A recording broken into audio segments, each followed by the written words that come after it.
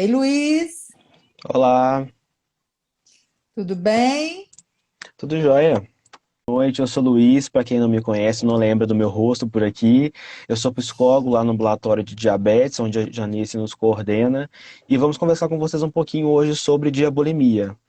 Aprofundar um pouquinho nesse tema e de por que é importante falar sobre diabulimia. Nós precisamos falar muito mais sobre diabulimia, sobre essa relação do diabetes com transtornos alimentares. Tem uma incidência muito grande na saúde, então nós temos que falar cada vez mais sobre isso. Esperamos que possamos ajudar vocês a pensar um pouquinho mais sobre isso.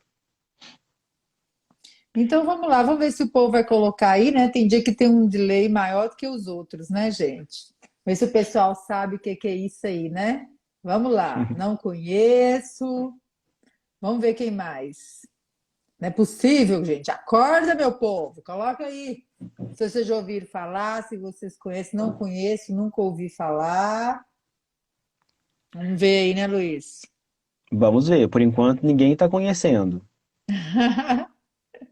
Ó, Dos mais que uma estão coisa. comentando, né?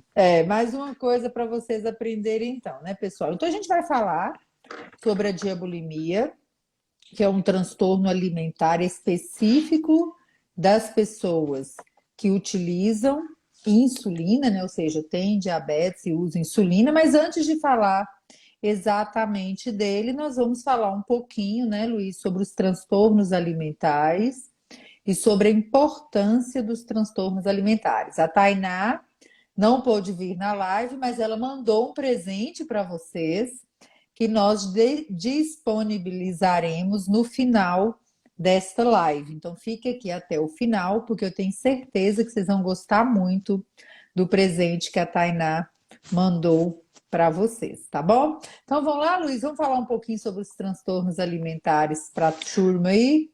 Vamos, vamos. Então vamos começar pela definição de transtorno alimentar, né? Então a gente está falando de um distúrbio psiquiátrico que acomete o comportamento alimentar de uma pessoa, causando sempre algum prejuízo funcional e psicossocial. Então sempre, igual eu e a Anitta sempre comentamos, não basta, por exemplo, comer muito, não basta episódios muito isolados que não se sustentam no longo prazo. A gente está falando de transtornos psiquiátricos que vão sempre trazer um prejuízo para essa pessoa, para a família, para as pessoas que convivem com ela, no ambiente do trabalho, da escola. Então, assim, de imediato, chama a atenção o transtorno alimentar no dia a dia, para quem consegue nomear e perceber tudo isso. Então, são distúrbios psiquiátricos que acometem o comportamento alimentar das pessoas. Os três mais comuns que aparecem na clínica é a anorexia nervosa, a bulimia e o transtorno de compulsão alimentar. A grosso modo, a gente está falando da anorexia, que é um transtorno da distorção da imagem corporal, onde a pessoa não se reconhece enquanto vê no espelho. Então, ela busca de todas as formas perder peso para poder atingir um certo padrão estético. No caso da bulimia, a gente está falando de episódio de compulsão alimentar seguido por algum ato purgativo. E aí o ato purgativo pode ser de várias formas, desde o vômito, laxante, o excesso exercício físico, por exemplo. E o transtorno de compulsão alimentar, a gente está falando de episódios, então, de compulsão alimentar, uma alimentação muito desordenada, que sempre vai causar uma angústia nessa pessoa, uma alimentação muito desregrada em relação a outras pessoas no mesmo contexto. Então, não basta só comer muito um churrasco no domingo, a gente está falando de uma alimentação muito mais desorganizada. Então, a grosso modo, seriam esses três os mais típicos, digamos assim. E no caso da nossa conversa hoje, de bulimia, entraria pelo DSM-5 no diagnóstico de outros transtornos alimentares especificados. Não tem um diagnóstico para diabulimia, mas aparece dentro da bulimia lá o termozinho omissão de doses de insulina. Então a diabulimia entra nesse contexto dentro do diagnóstico do DSM, né? Então vamos lá, pessoal. O Luiz deixou muito claro, né? Um transtorno psiquiátrico. Então vamos traduzir isso para a vida da gente? Quando uma pessoa tem alguma anormalidade, né? Tem um transtorno alimentar, gente, a gente precisa entender que esse diagnóstico é importante, que não é uma frescura, não é um mimo, né? Não é uma forma que a pessoa tem de querer ficar muito linda, de parecer uma capa de revista, não é nada disso, né? É uma doença psiquiátrica. E quando a gente entende isso com clareza, é igual quando a gente entende sobre o diabetes com clareza, né, Luiz?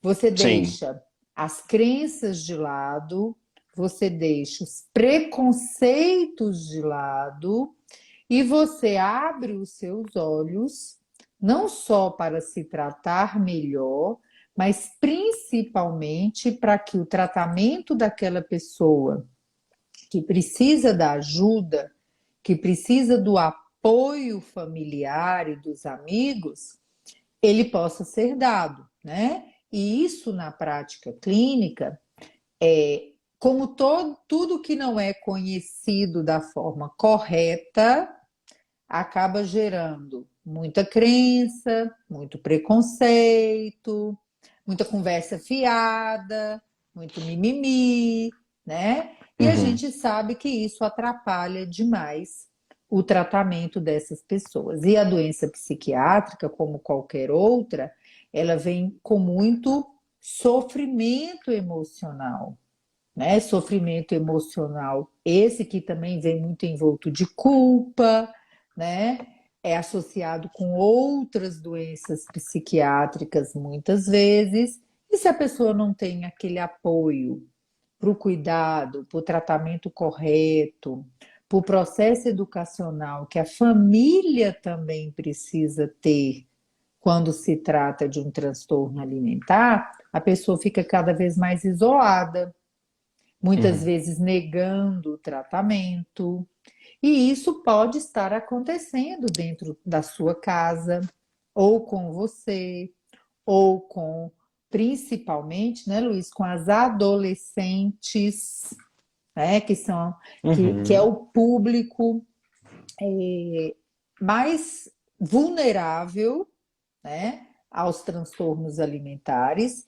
E quando esse adolescente tem diabetes, mais vulnerável ainda, né, Luiz? Uhum. E aí, Sim. gente, é importante vocês entenderem essa primeira parte, porque quando vocês ouvirem que uma pessoa foi diagnosticada com um transtorno alimentar, né, ou uma anorexia, ou uma bulimia, ou um transtorno de compulsão alimentar, né, ou um TARI, né, o transtorno alimentar restritivo evitativo, a primeira coisa que vocês precisam pensar é se despir do preconceito, né?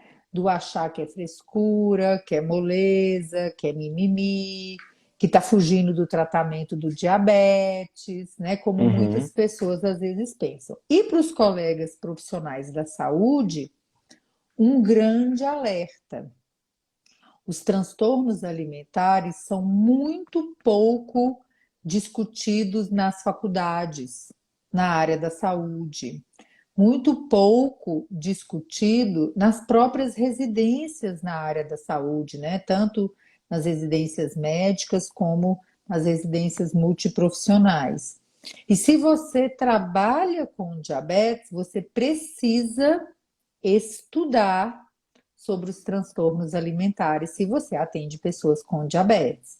Porque ou vai chegar no seu consultório e você vai entender, vai saber fazer as perguntas corretas, vai saber fazer uma triagem adequada, enxergar por trás dos números, né, que você está vendo, ou vai chegar e você, ao invés de ajudar o paciente, você pode atrapalhar se a Sim. conduta não for feita da forma correta, né? E a gente podia começar falando um pouquinho sobre os fatores de risco, para vocês entenderem aos poucos o transtorno alimentar e a gente explicar um pouco mais depois, mais detalhado, sobre a diabulimia. Vamos lá, Luiz?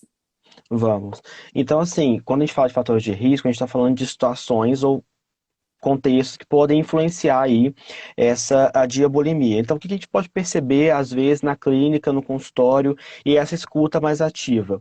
Então, um paciente que pode estar com alguma questão sobre o peso, ou ganhando muito peso, ou perdendo muito peso, a gente pode ficar atento, inclusive, àquela frase, ah, a insulina me engorda. que algumas pessoas, eu já ouvi, inclusive, na clínica. A gente tem que estar atento, a uma certa ansiedade por uma questão corporal, pela imagem corporal, inclusive. Então, assim, são contextos do discurso da pessoa que a gente pode começar a perceber na clínica. Eu não estou falando de diagnóstico, estou falando de percepção da escuta mais ativa, para justamente fazer o que a Janete disse, fazer a pergunta correta sobre aquela situação, né?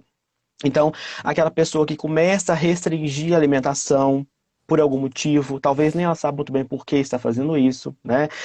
Uma preocupação com caloria, com peso, com IMC.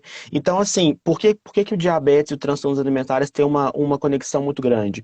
Porque em ambos a gente fala de questões similares, a gente fala de alimentação nos dois, a gente fala sobre o peso nos dois, a gente fala sobre um controle glicêmico no diabetes, no transtornos alimentares, a gente fala de uma vida um pouco mais adequada, com crenças um pouco mais adaptativas.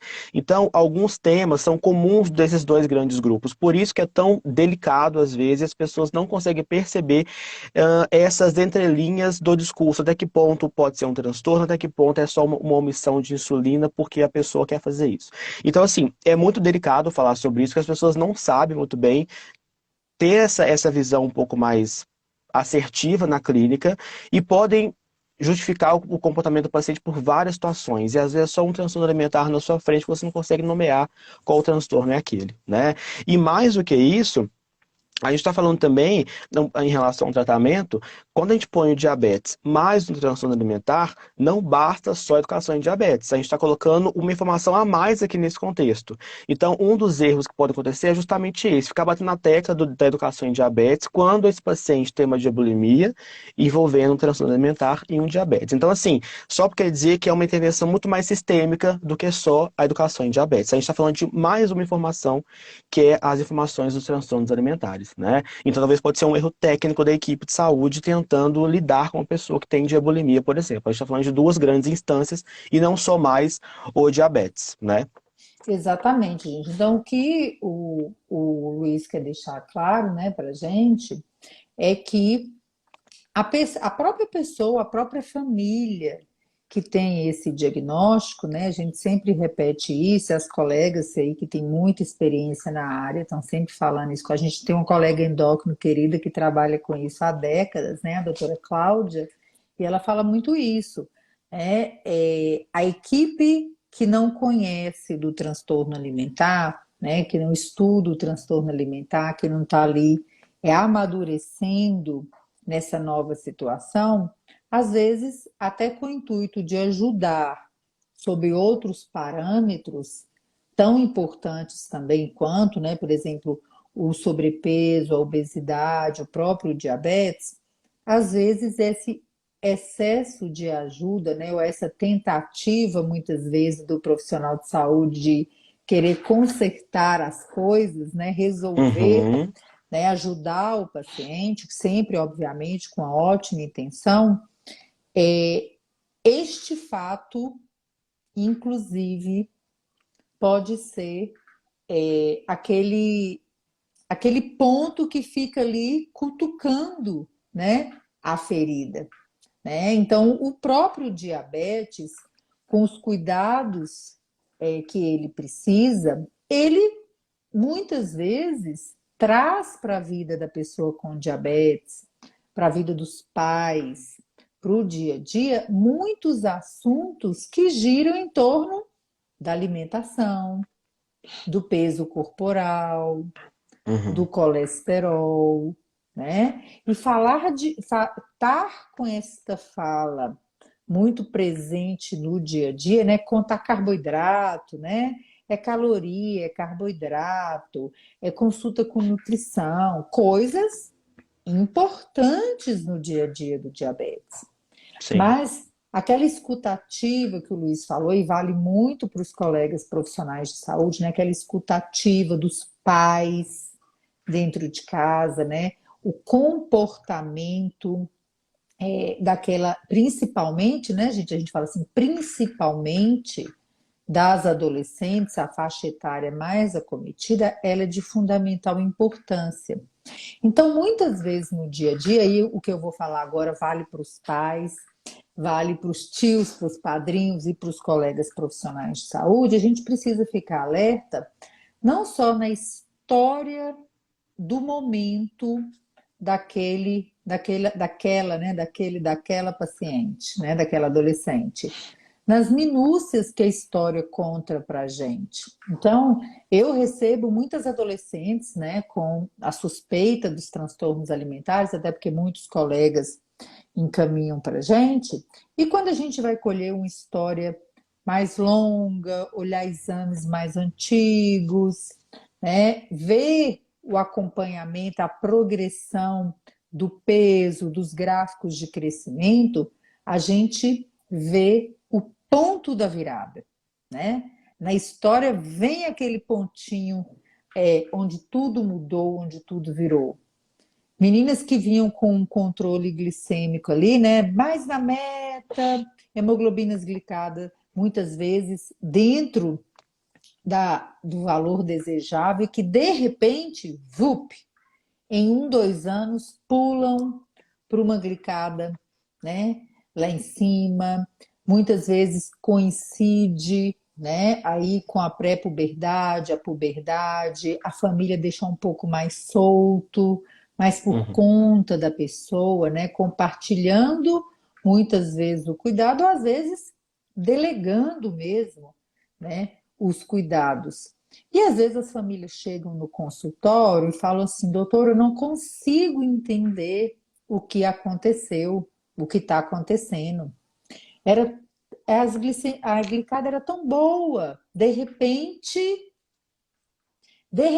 ela também emagreceu demais. De uma semana para outra a gente nota um ganho, uma perda de peso, né? Rápido, às vezes até a olhos vistos. E às vezes a própria família já conta a história, né, Luiz? Às vezes fala Sim. assim, emagreceu muito antes de ir para a praia, na época de ir para a praia, de viajar.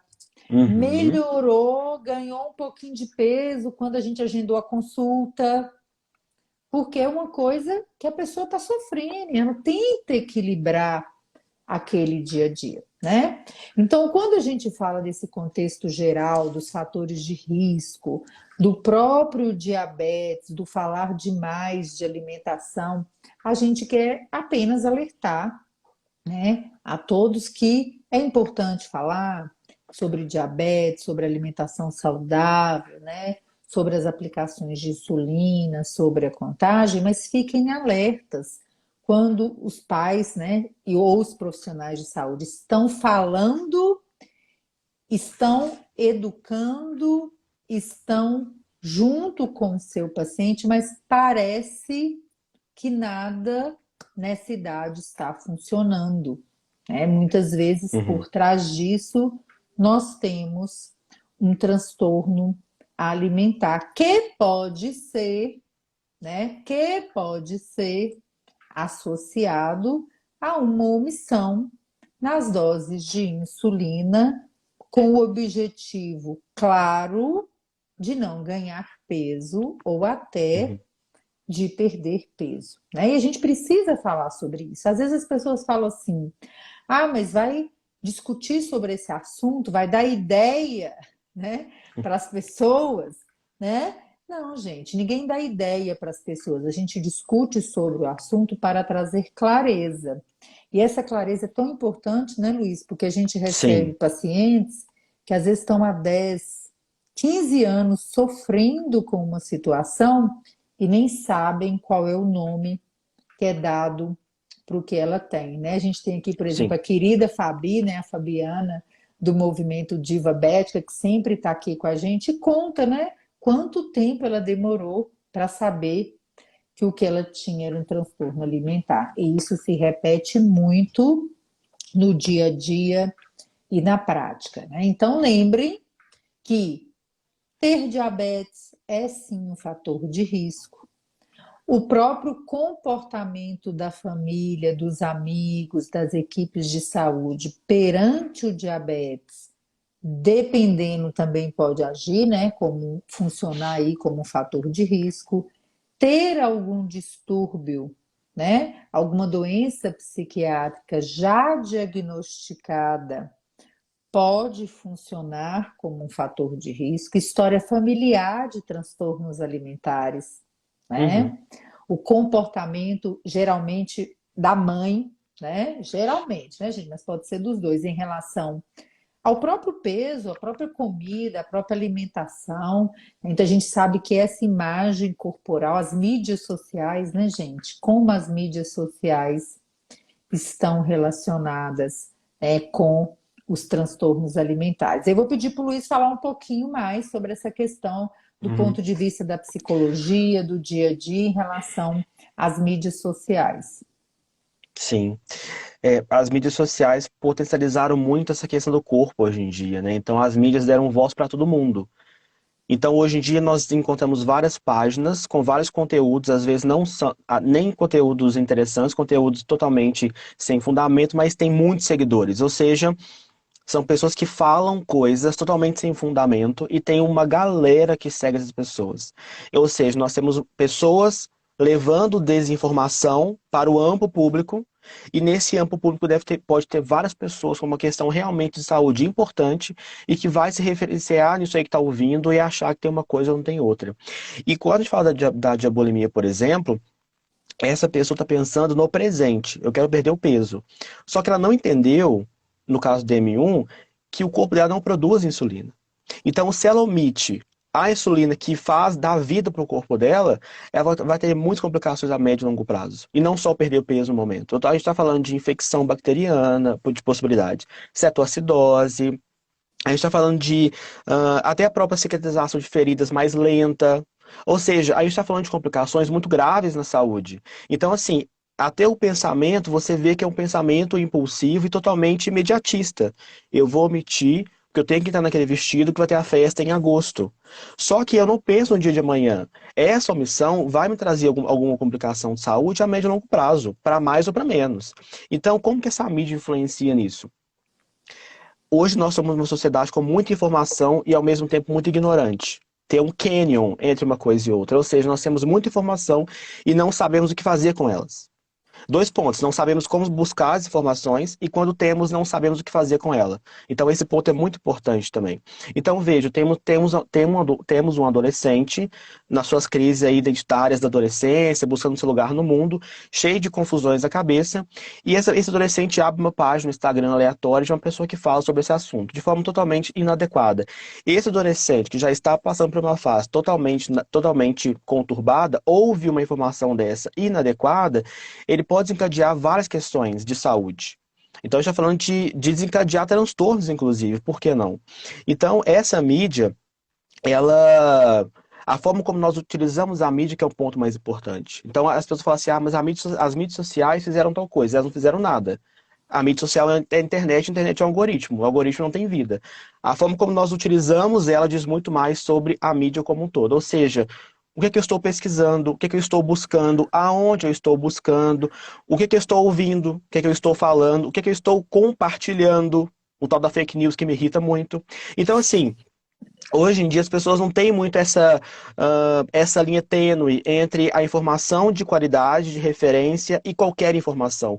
Hoje tudo é informação. E esse é o ponto também muito importante. Porque se eu não sei distinguir qual informação é adequada e qual não é, eu saio compartilhando tudo pelo grupo do WhatsApp, por exemplo, tudo no Instagram, e aí eu não sei como que isso vai tocar na vida das pessoas. Então é uma problemática muito grande falar sobre mídias sociais, porque as pessoas não estão sabendo usar as mídias sociais. E aí nós puxamos para um outro ponto. Nós temos, no caso de adolescentes, os familiares ao redor, ou os próprios amigos, que às vezes influenciam. E aí piora mais a situação. Então a gente vê que é um detalhe de ter informação, de falar mais sobre isso. Então eu não acho quando as pessoas falam assim, ah, mas vocês estão ensinando como fazer. Pelo contrário, a gente está trazendo a discussão para o público para problematizar o que está acontecendo. Para É, e nomear, uma ah, então isso aqui é coisa, diabulimia. exatamente. E uma coisa, Luiz, é você ser um adulto, estar na mídia social e saber com muita clareza, né, fazer um julgamento de se aquilo que você está vendo ali, né, ele é possível para você, se aquilo que você quer de verdade, né, se malhar o dobro para ter um corpo XYZ, é aquilo que você quer com clareza. A outra é uma pessoa que está na fase de amadurecimento, né? Uhum. Na idade da adolescência, o grupo, né, como eu falei para vocês, mais vulnerável aos transtornos alimentares, abrir, né, página de meninas da própria idade, de adolescentes um pouco mais velhas e terem aquilo ali, né, como um espelho. Então, antes da gente explicar detalhadamente aí cada transtorno, a gente também tem um passo antes dos transtornos propriamente ditos, né, que eu falei que é o meio do caminho entre um transtorno alimentar e uma alteração do comportamento, que é o famoso comer transtornado, que passa tão batido na prática clínica e que é muito frequente, né?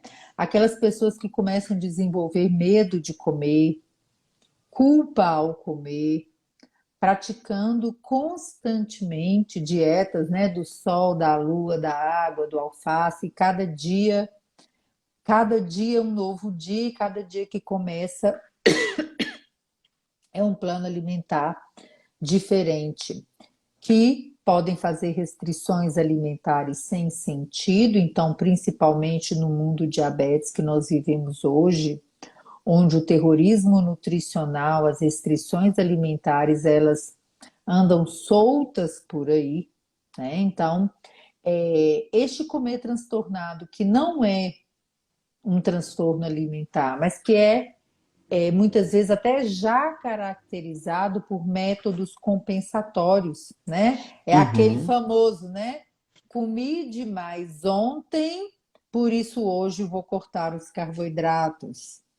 Comi demais ontem, hoje eu vou passar o dia inteiro na academia, né? Ah, eu não deveria comer pão, não, porque isso engorda e por aí vai, né? Então, gente, já ter estes altos e baixos no dia a dia, essa montanha russa nos comportamentos alimentares, já é um sinal de muita atenção no dia a dia, no seu dia a dia, dos seus amigos, dos seus familiares, dentro da sua casa, porque isso, né, ele é um fator de risco para o diagnóstico dos transtornos alimentares. A gente tem vários transtornos alimentares, mas nós vamos falar aqui sobre os mais frequentes, que eu acredito que pode ajudar mais vocês na prática clínica, né? E sem dúvida, o mais frequente nem é o tema principal da live de hoje, que é a diabulimia, né? Já que a gente está aqui falando de diabetes, mas a gente precisa, né, explicá-los para que vocês entendam no dia a dia onde se encaixa os transtornos alimentares. Até porque existe um equívoco muito grande em se falar de transtornos alimentares no diabetes e acharem que tudo é a diabulimia, ou seja, a bulimia é um método, né, purgativo, a Uhum. omissão de insulina para a perda de peso, tá? Então, nem sempre caracterizada por grandes episódios de compulsão. Então, quando a gente taxa de uma forma muito grosseira, digamos assim, corre-se o risco de deixar passar transtornos alimentares ou fatores de risco muito importantes no dia a dia, né? Então, Sim. uma das coisas que a gente precisa pensar e caracterizar muito bem, até para poder limpar a boca antes de falar errado, né, gente?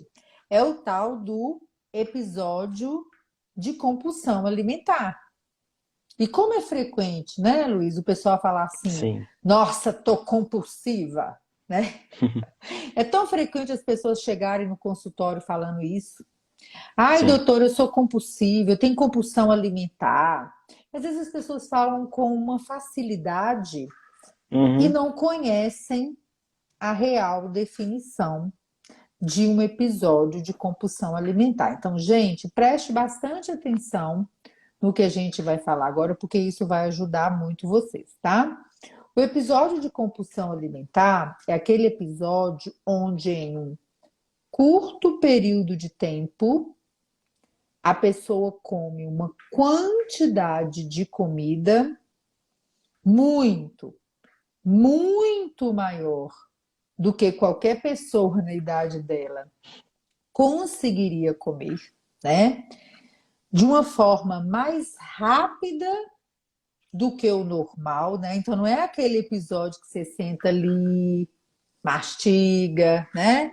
20 vezes, 30 vezes, tá com a atenção plena, focada na comida. Não. É como se você tivesse, como diria assim, 30 dias sem comer e visse novamente uma comida, né? E muitas vezes você ingere esta quantidade muito exagerada, mesmo quando você não está fisicamente faminto. Então você come uma grande quantidade de comida muito rápido, se sente repleto, né? O povo fala empanzinado, parece que a comida, né, vai sair pelos olhos, né? Uhum. Habitualmente escondido, porque é uma situação embaraçosa para a pessoa que está passando por ela. Então é muito comum que os episódios aconteçam quando não tem ninguém em casa, durante a noite, e a pessoa se sente triste, culpada, mal após comer excessivamente, tá? Então, este é um episódio de compulsão alimentar. Este episódio pode vir associado ao transtorno da compulsão alimentar, mas ele também pode vir associado à bulimia, tá? Qual a diferença, gente? Na bulimia, a pessoa tem os episódios de compulsão alimentar, mas ela tenta o quê? Purgar. Ela tenta se livrar daquela quantidade de alimentos consumidos em exagero. E aí a pessoa pode utilizar de vários métodos, né? Provocar vômitos, laxantes, fazer atividades físicas, né, extenuantes, aquele tipo, vou morrer ali na academia, né, de Uhum. tanto malhar, tá? Então, esses são alguns dos métodos purgativos. E quando a gente chega na diabulimia, que nem sempre está acompanhada de episódios de compulsão alimentar com a frequência que se define um transtorno, né, de compulsão alimentar ou uma bulimia, que é pelo menos um episódio por semana nos últimos 3 meses, a pessoa não está satisfeita com a imagem corporal ou tem medo de ganhar peso com o uso da insulina e passa a omitir propositalmente com este objetivo único as doses de insulina. Porque é bom deixar bem claro, gente, porque senão a gente não quer que vocês saiam aqui da live achando assim, minha filha não leva insulina para a escola porque ela não se sente confortável em aplicar na escola, né, gente?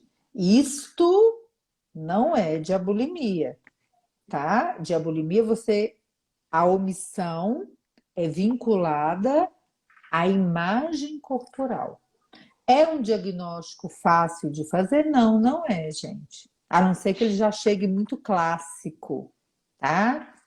A família não deve se sentir culpada, pressionada, porque não percebeu isto, né, em tempo real, tá? Por quê? Porque são coisas sutis que vão acontecendo, um controle do diabetes que vai se perdendo, até que as coisas ficam mais claras, né? Pouco tempo atrás, inclusive, eu atendi uma adolescente de 16 anos, que ela chegou, né, na consulta e com muita clareza ela se manifestou.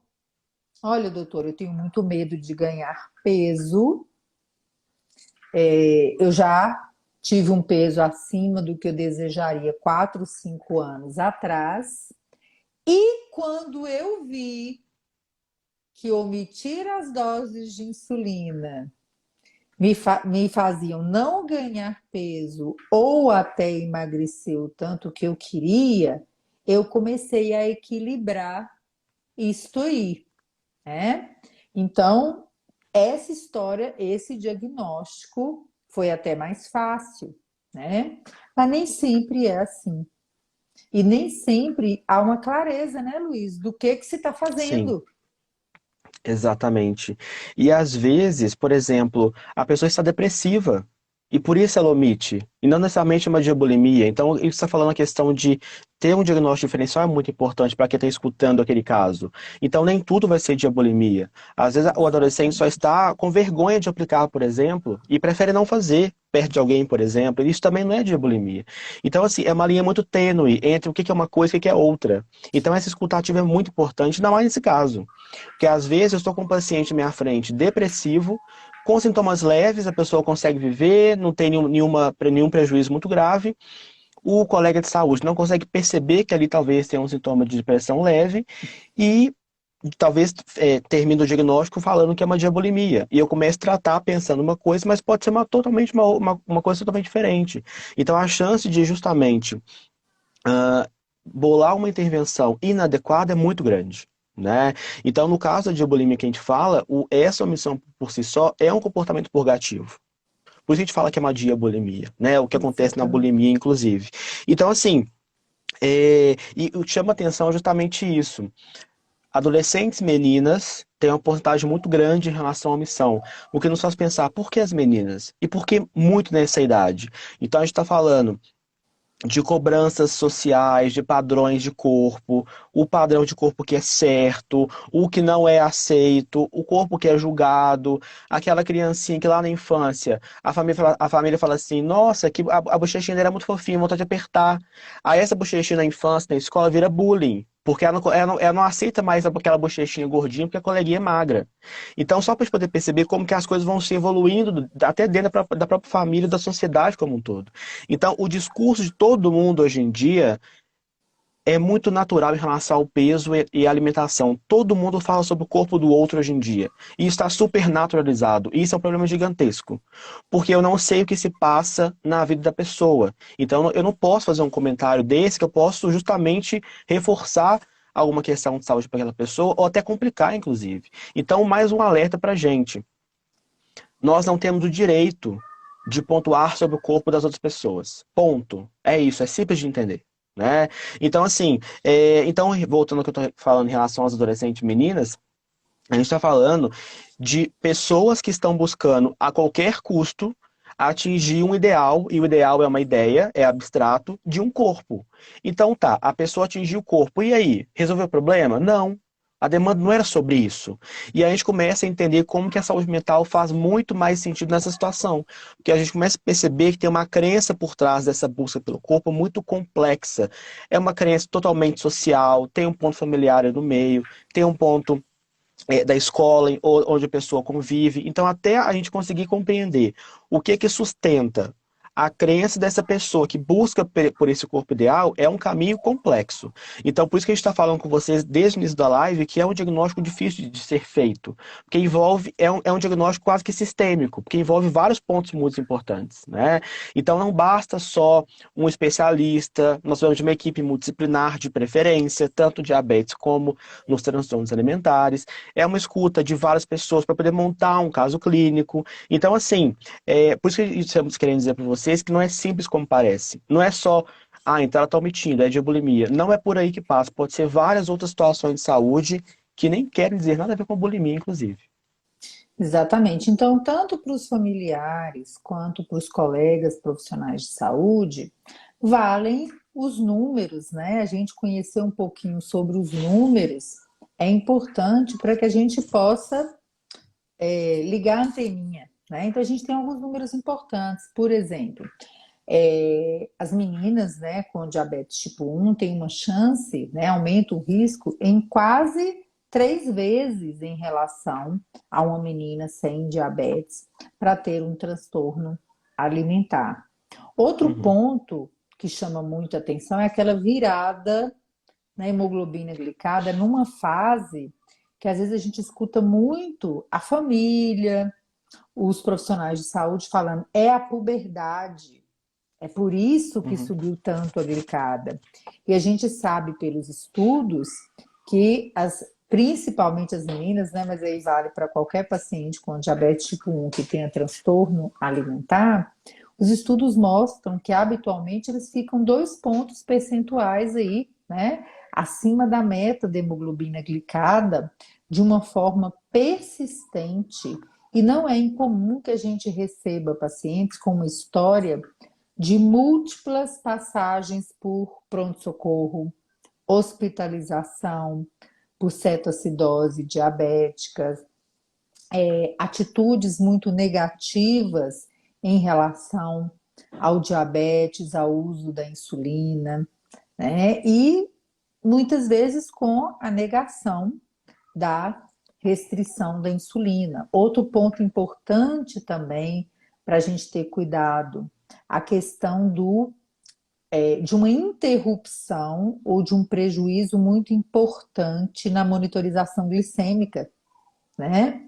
Por quê? Porque monitorar a glicemia, e muitas dessas adolescentes sabem, né, o que fazer com o resultado, monitorar e ver um valor muito alto que a pessoa não dá conta, né? Porque um não dá conta, né, gente? É importante vocês entenderem que por ser uma doença, né, de ordem psiquiátrica, não é que a pessoa não quer resolver aquela questão, não quer aplicar insulina ou não quer ter um bom controle do diabetes, né? É uma mais do que isso aí, né? E isso causa um sofrimento emocional tão grande por comer e não aplicar, como comer muito, como na compulsão alimentar e se sentir culpado por ter feito aquilo, mas o não corrigir quando vê elevado também causa um sofrimento. Então, não Uhum. medir parece mais lógico, porque não vê, não tem o que fazer com o resultado que você não viu.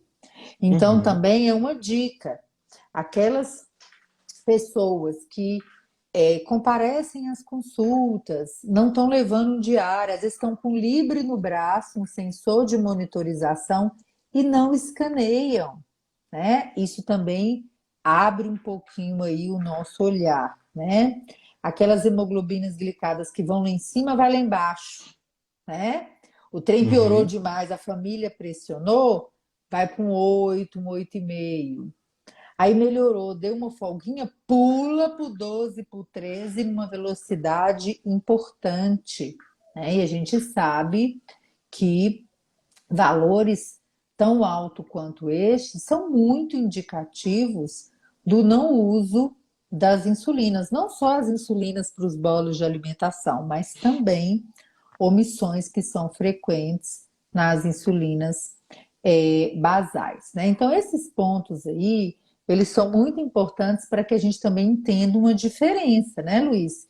Isso aí eu sempre Uhum. falo com os nossos residentes. Nessa época da transição dos cuidados, né, da infância e adolescência para a vida adulta, muitos, muitas adolescentes, às vezes, não estão realizando as aplicações de insulina, não só porque elas estão muito preocupadas com a imagem corporal ou sequer sabem, né, que resultaria nisso, mas porque às vezes também não sabem assumir o cuidado que foi passado para elas. E às vezes se confundem mesmo, né?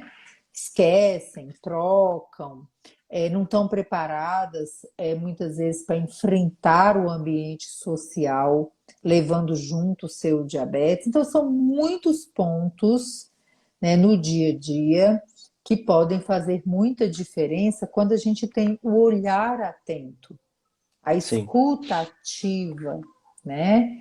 Escutar aquilo que traz um sofrimento para essa paciente. Olha que coisa interessante. Uma outra paciente que eu atendi, né, estava conversando a sós com ela, e aí ela falou, né, mais abertamente sobre o quadro, e quando eu perguntei para ela se ela já tinha comentado isso com o pai e a mãe, né, antes da gente conversar com eles, ela me falou assim: não, não consigo, doutora, porque na minha casa só se fala de comida e aplicação de insulina. Já imaginou se eu falo que eu não estou aplicando porque eu estou preocupada com o meu peso? Que Uhum. horror que não vai ser minha casa.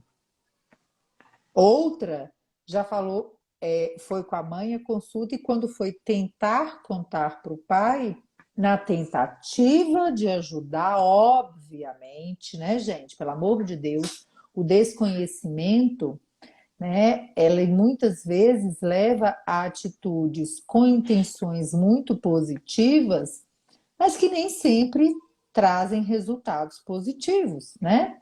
Então, tentando contar para o pai o que era exatamente que ela tinha, o pai virou e falou assim: eu não entendo, é tão simples, é só você comer e aplicar.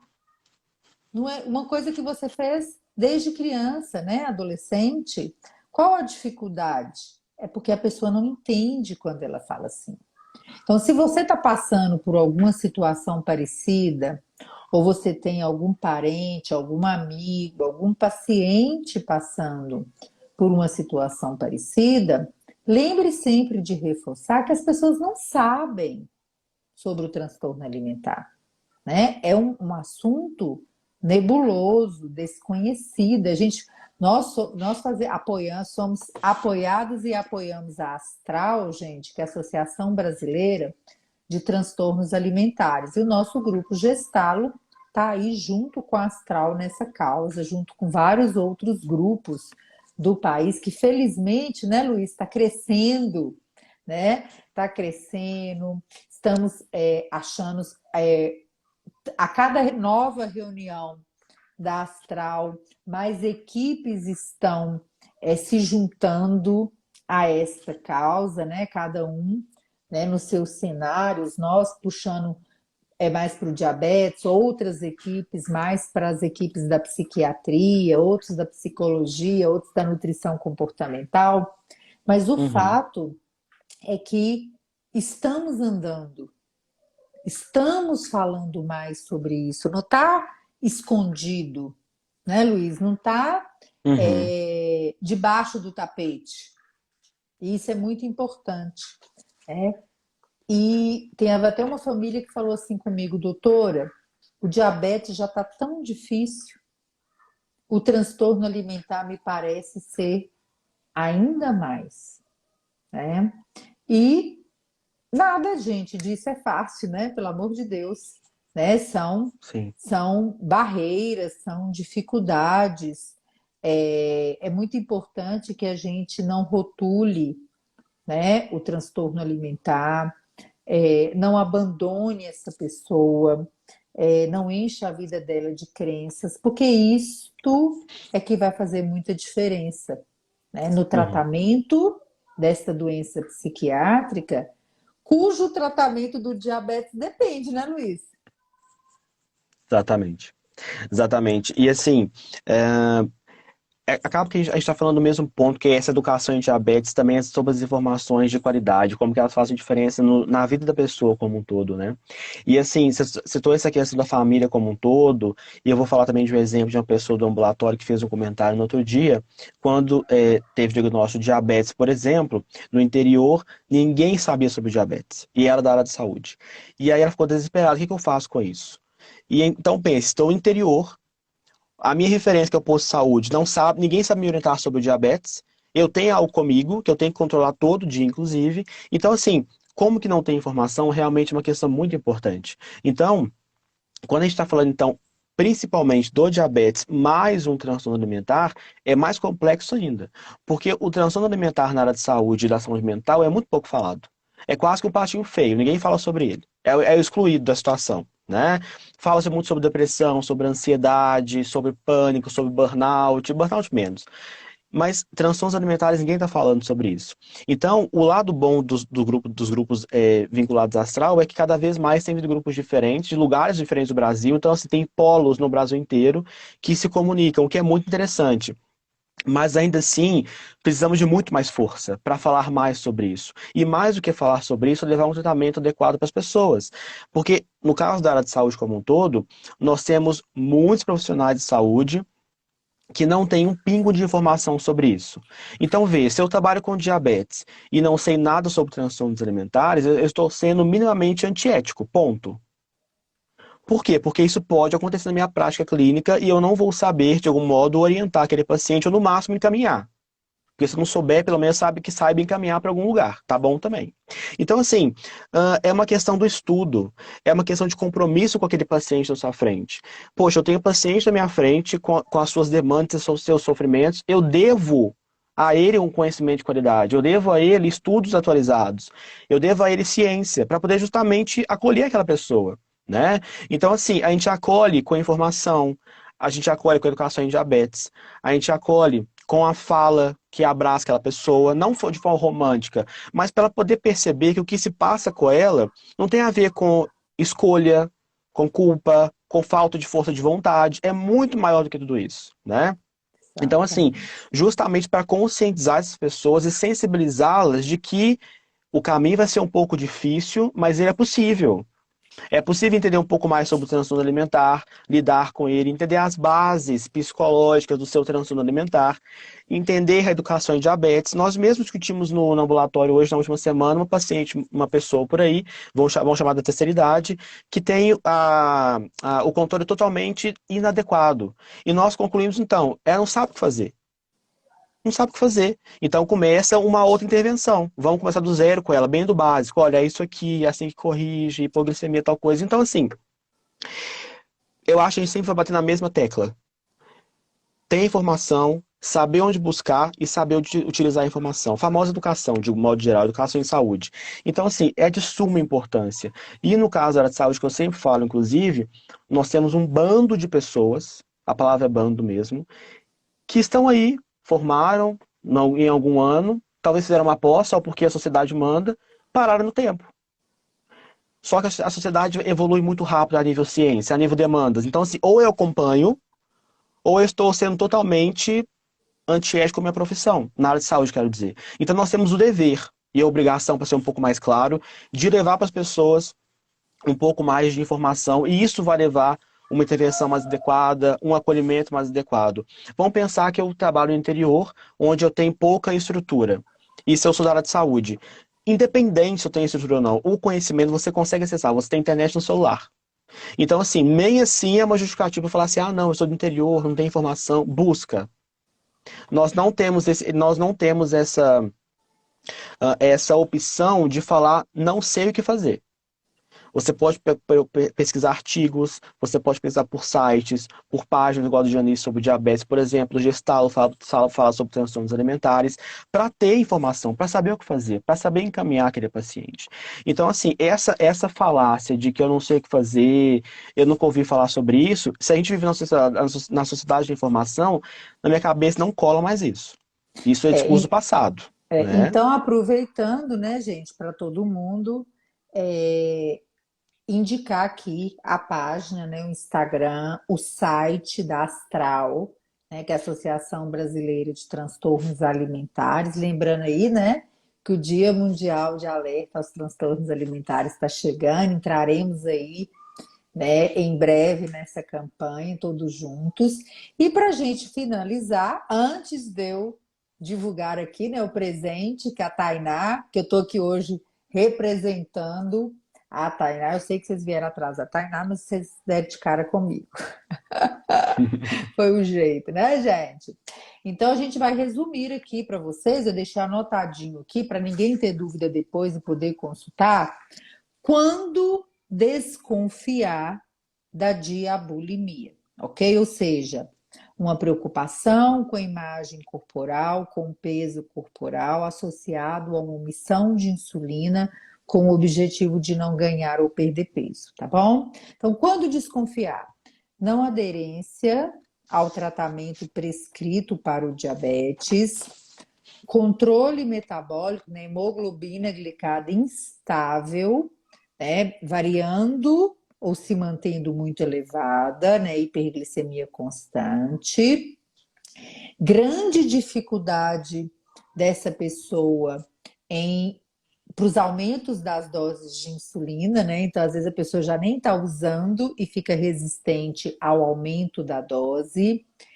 Quando a adolescente, principalmente, evita que os pais observem a aplicação de insulina, ganho ou perda de peso muito rápido, dietas frequentes e uma preocupação com o planejamento das refeições, a composição dos alimentos, né? Aquela preocupação exagerada, visão negativa da imagem corporal, baixa autoestima, sintomas depressivos, né? Aquele humor triste, aquela baixa de energia, falta de concentração, fadiga, sono interrompido, que pode estar associado, né, aí com o diagnóstico adicional da depressão, episódios recorrentes de cetoacidose, visitas frequentes ao pronto-socorro, e ou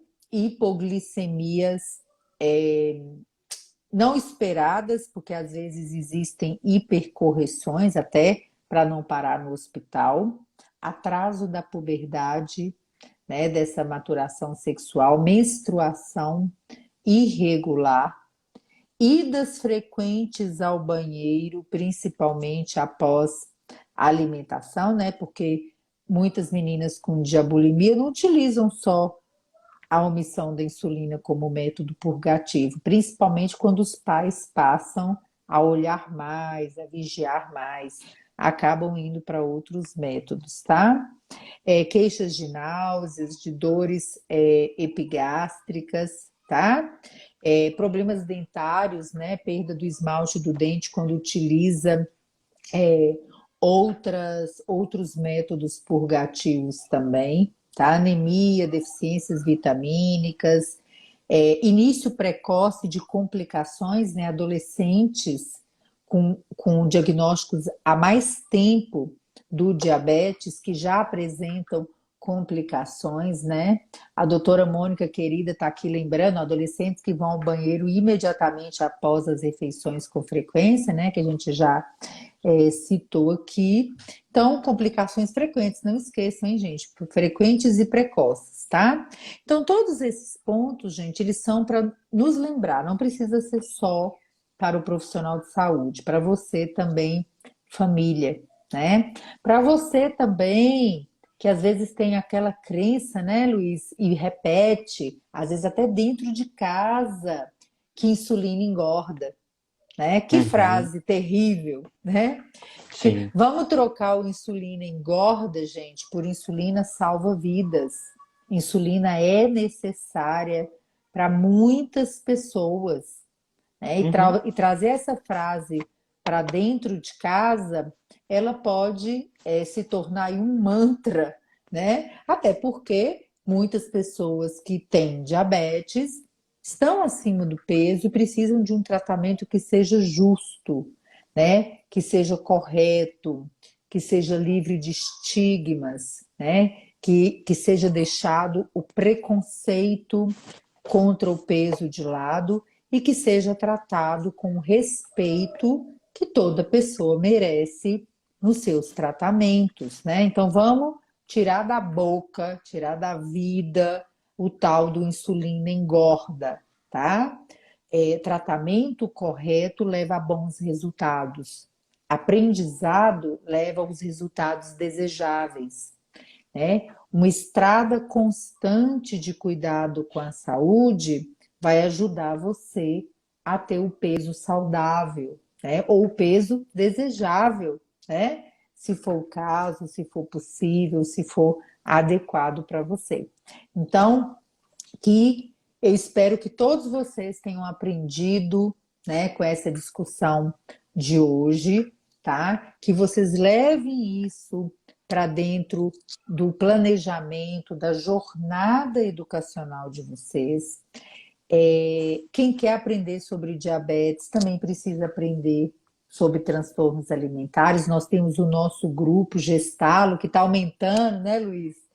Já temos Sim, até que colegas enfim. aí, temos colegas, estamos retornando, temos colegas de várias áreas se juntando nessa causa com a gente, junto com a Astral, que é o nosso guia aí, né, no dia a dia, todos juntos aí por esta causa. Então não deixem, tá, gente, de acompanhar a Astral, tem muito material educativo, onde vocês podem aprender muito lá no site.